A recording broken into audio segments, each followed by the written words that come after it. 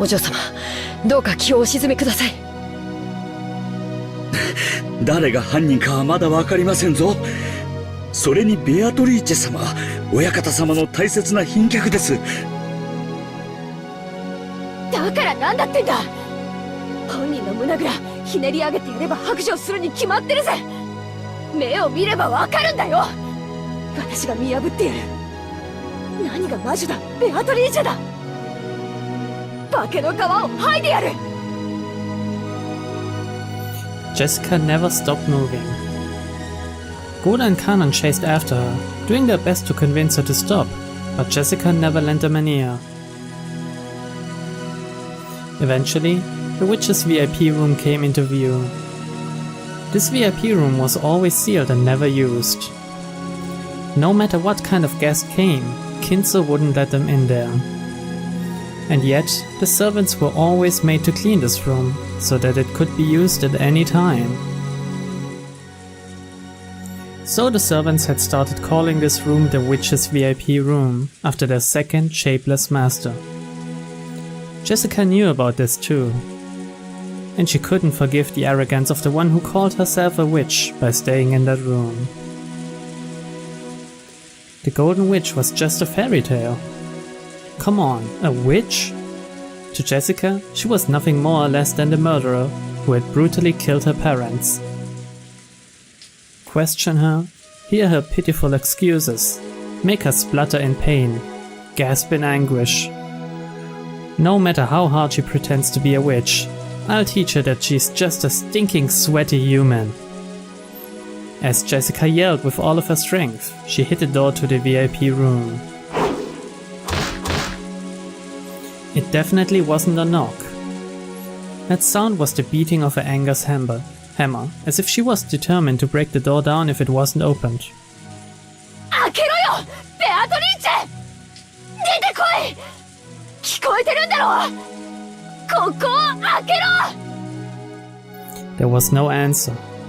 Jessica grabbed the doorknob without any reservation, but she felt the resistance of the lock. She turned around to look at the two servants and spoke. ここ、マスターキーで開くんでしょ。開けて！お嬢様、それは大変な失礼に当たります。Although Goda was flustered, he still tried to somehow calm Jessica's anger. After hanging his head silently for a while, Kanon pulled a master key from his jacket pocket. カノンさん、いいんですか？もしおられたなら、無礼になるのは承知です。それに、もしベアトリーチェ様が何の関係もないというなら、それを僕たちに釈明して納得させればいい。そうだぜ、その通りだ。借りるぜ。Jessica snatched the master key from Kanon's hand and violently shoved it into the keyhole. Immediately, there was a small sound and she felt a lock click. Then, without asking permission, she flung the door open. ベアトリーチェ！どこだ？出てこい！ Jessica rudely stepped into the room. The witch wasn't anywhere to be seen. くそだね！いねえぜ！どこ行きやがった！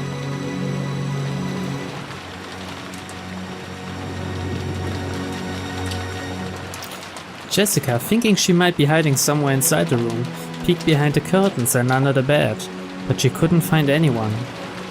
However, there definitely were signs that a bed had been used.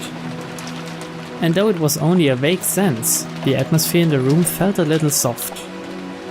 It wasn't the hard atmosphere of a place normally devoid of people like the chapel. You could definitely tell that someone had spent the night in this room. But she could not be seen. In reality, neither Jessica nor Goda had met Beatrice. They had only been told by those who had met her that she looked like a double of the character in the portrait. So they were doubtful about what her face really looked like. However, Kanon alone had met her.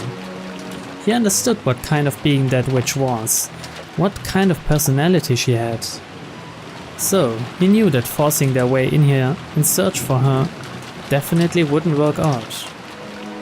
She must be watching us bitterly flail about in vain from somewhere, sneering at us. She's that kind of person. Because he was looking at things that way, Kanon was the first to find it. The other two were concentrating on finding the shadow of a person, so they didn't notice. Near a water jug on the side table, there was a single sheet of letter paper. On it was a short message, and nearby was a fountain pen, which had probably been used to write it. Kanon had already come to understand the witch. After finding the corpses, they'd been overcome by rage and barged in here, only to find no one. So of course the witch would mock them. You can't mock someone unless they know they're being mocked.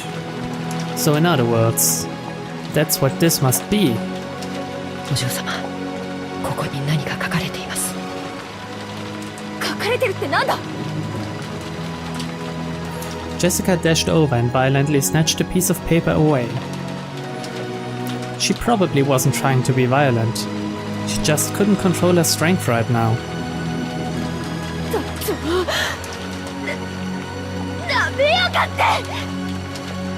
As soon as she read the message, Jessica went into a wild rage, crumpled the paper up and threw it.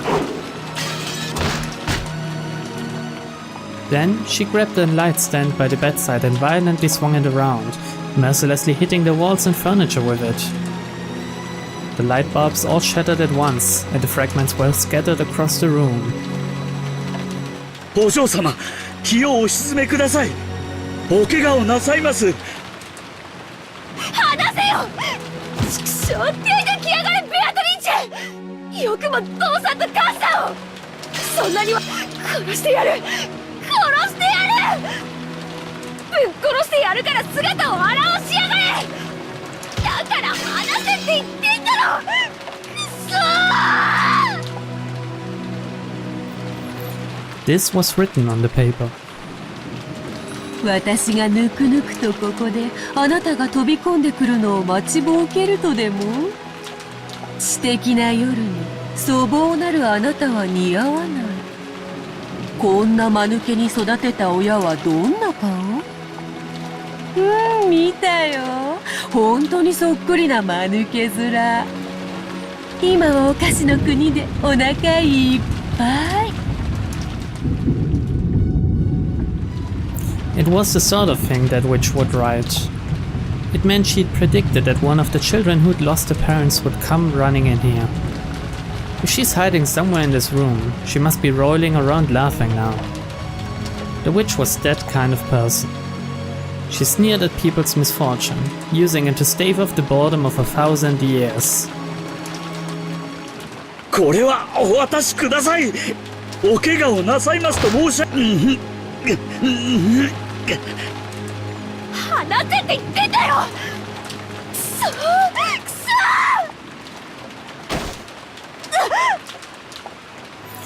ー！ Goda snatched away the light stand Jessica had been holding. After all, if she kept swinging it around, she might end up smashing it against something which could cause serious injury. To Goda's eyes, Jessica probably looked mad with rage, burning herself up with the flames of anger. But Kanon's eyes saw it differently. Those were probably tears of sadness hidden by rage. So, when the light stand was taken from Jessica, when she started crying on the floor, scratching at the carpet almost as though she was groveling, Goda was surprised, but Kanon was not. Of course, she had lost her means of crying by lashing out in rage.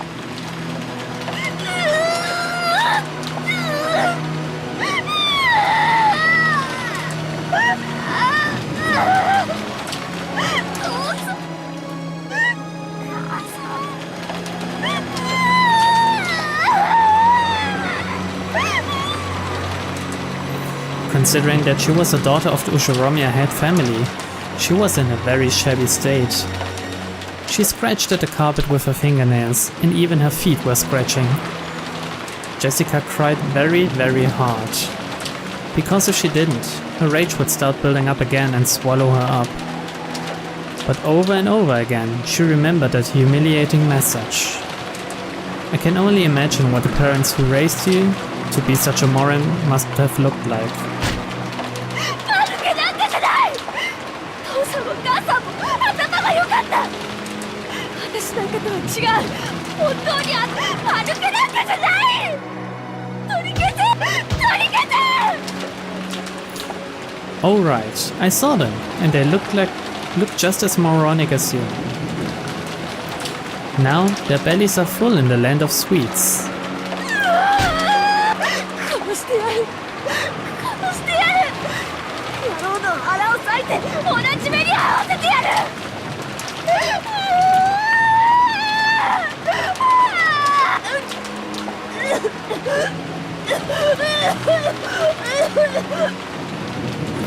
As Jessica cried and screamed, she triggered an asthma attack. The servants watching over her hurriedly ran up to her and rubbed her back, but that only provoked Jessica's wrath.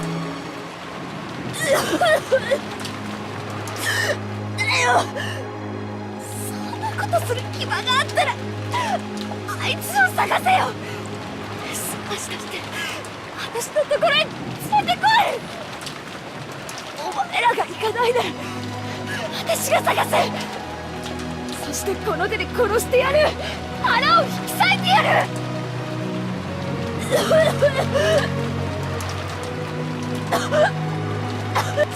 るんじゃねえぜ。畜生。畜生。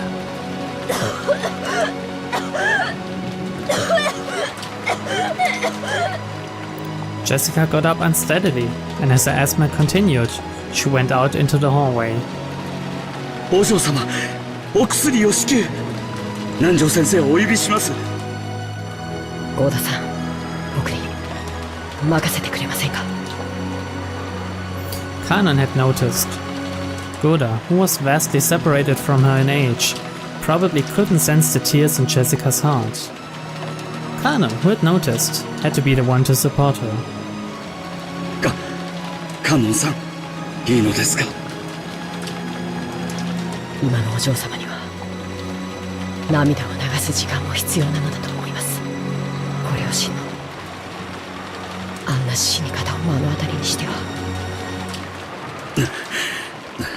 そうですね。Goda also understood, and he knew that Jessica and Kanon had shared a vague relationship with each other. So he understood everything and left it to Kanon. わかりました。私はローザ様のところへ戻ります。お嬢様をくれぐれもよろしくお願いしますよ。はい、お任せを。 Kanon's voice was frail, but he nodded firmly. After looking at his eyes, Goda nodded firmly as well. Goda was a veteran with many years behind him. He'd seen a great number of people in his life, so he knew that vigorous sparkle that could be found in the eyes of those who possessed self-control. He had surely seen that in Kanon's eyes. So, he would leave this to Kanon. When you think about it, maybe this was the first time Goda had ever trusted Kanon and relied on him for a job. Jessica, still suffering from her asthma, seemed to be heading towards her room, though she kept leaning against the wall. Kanon followed her wordlessly. If she had asked for a hand, he would have leapt forward and supported her. But until Jessica did ask for that, he chose to hide himself, watching over her from a distance, where he could come to her rescue at any time. When people feel their hearts are about to explode from sadness and want to have someone by their sides, you can bet 10 billions of them would want to turn around and find someone in the place Kanon now stood, as he watched over Jessica from behind. Then, finally, she doubled over in front of the door to her room. The asthma attack had stolen all her strength, and her thoughts had gotten hazy from the lack of oxygen, making it impossible even to stand up again. But right then, Jessica didn't think she wanted someone to lend a hand. She still hadn't been able to overcome the flames of anger. Even if someone had offered her a hand with good intentions, Jessica would have wanted to tear it off right then. She knew how unfair that would be, so she definitely wouldn't ask for help until she overcame the fiery anger burning inside. Jessica had probably lost the willpower even to call for help. But Kanon heard it. He definitely heard it. Kanon definitely heard that voiceless call for help, one shared by miserable grievers the world round. An endless scream that no one ever seems to hear. Kanon quietly knelt by Jessica's side and wordlessly offered her a shoulder. Though Jessica kept coughing painfully, she accepted it, unlocked the door to her room, and entered. こちらへ。今、お薬をご用意します。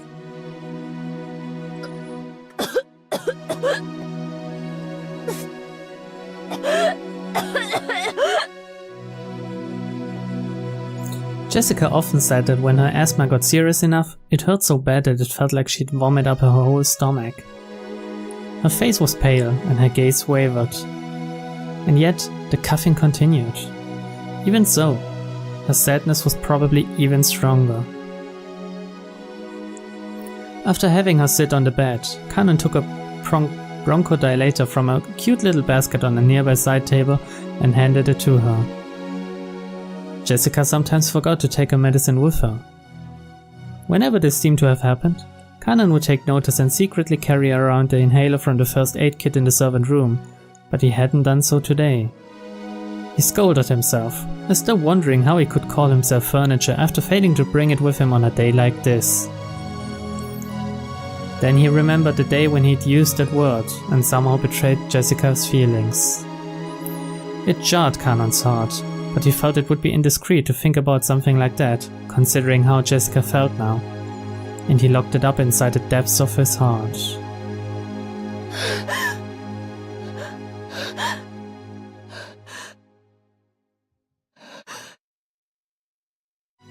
When she inhaled her medicine, Jessica's wild breathing calmed down bit by bit, and she was finally able to regain her composure.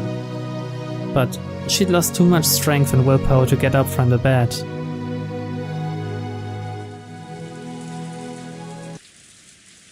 大丈夫ですか、お嬢様。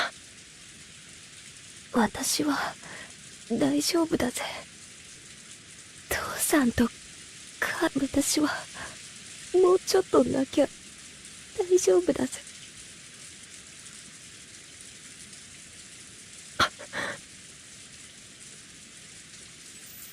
Kanon regretted his poor choice of words. Did he really say, "Are you alright" to her? Was he really that clueless of the pain in her heart? This was what made him furniture. This was why he couldn't become human. 廊下におります。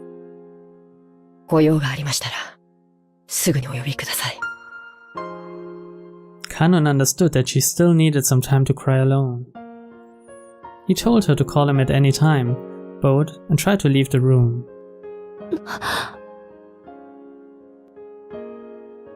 何か Jessica had spoken up as though she wanted him to stop, so Kanon had stopped. If she asks it, I'll do anything I can to help her. Right now, I'd become even a cane or a chair if it would help ease the pain in her heart. If by doing that, I could make up for the pain I dealt to her heart on that day. For a while, Jessica stared into Kanon's eyes. It was as though her reason for stopping him was something she couldn't put into words.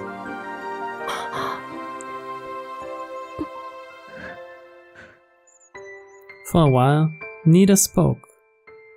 Jessica broke that silence. With a small voice.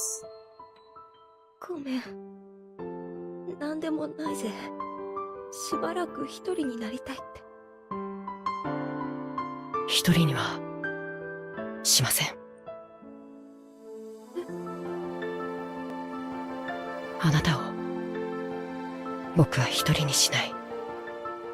だから廊下にいます。いつでも呼んでください。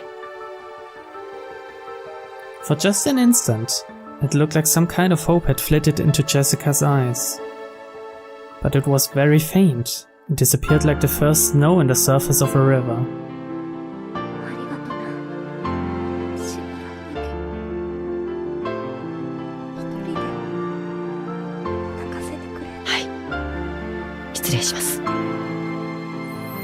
Kanan bowed once again and closed the door.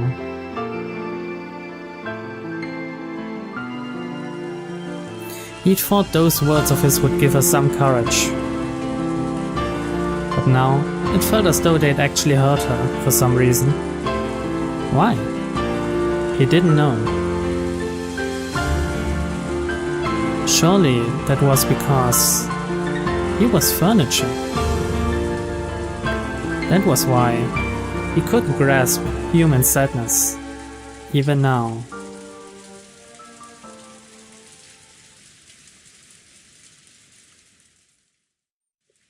As Kanan repeatedly questioned himself, he walked down the corridor. He felt like the window at the corridor's end was coolly calling to him. 僕はやっぱり家具でしかないのか。 It was still pouring outside, a dark grey world. Even on days like this, Shannon would surely see the ocean and know that it was blue. But to my eyes, even if it cleared up, I would only see grey. Until I can understand the blue of the ocean, I'll be nothing but furniture imitating a person. 本当に女心のわからぬやつよ。ああいう時は黙ってそばにいるのが正解だ。だからゆえに貴様は家具なのよ。貴様 There shouldn't have been any trace of human life in this corridor. It had been an empty corridor filled with frigid air. But those scoffing words approached Kanon from behind. When he turned around, he saw that witch.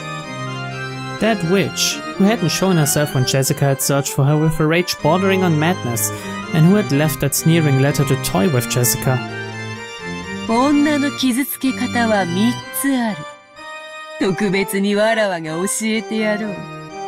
一つは刃物で傷つける。一つは心で傷つける。そして最後が一番難しく、一番効果的に傷つけられる。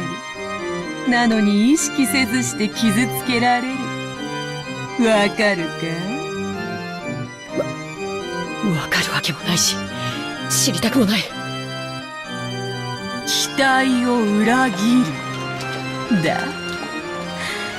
女ほど夢見がちな生き物はいない。勝手に夢を見、勝手に傷つ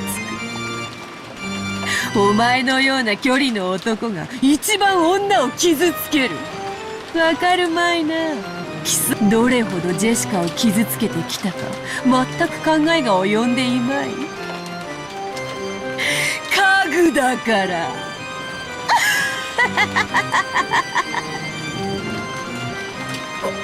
お前のたわごとに付き合う気は毛頭ない。僕を嘲笑うためだけに姿を現したというのか。うぬぼれるな家具。貴様ごとき嘲笑うにも足りぬわ。しかしそなたも一人ではそれに値しなくても二人揃えば十分に足りる。若々しき男女の悲運を笑う喜びは何度繰り返しても飽きぬのでな。なんだと。まさか貴様、お嬢様を。第二の番の生贄に寄り添う二人が必要なのでな。お前たち二人は実に都合がよい。待て、勘違いするな。僕はお嬢様とそういう関係じゃない。第二の番の生贄にはならない。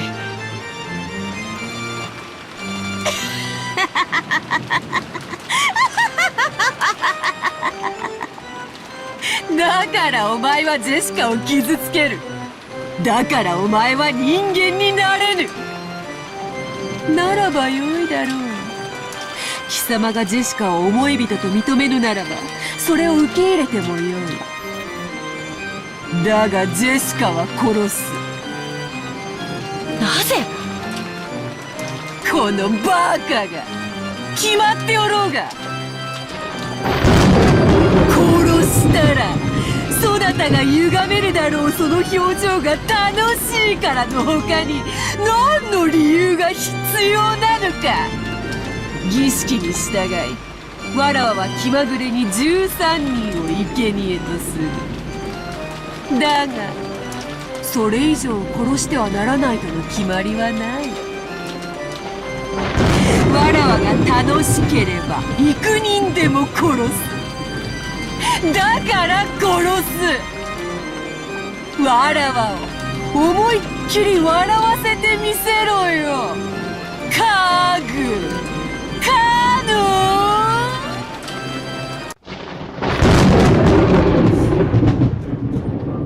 ン。At that time, Kanon definitely heard Jessica scream.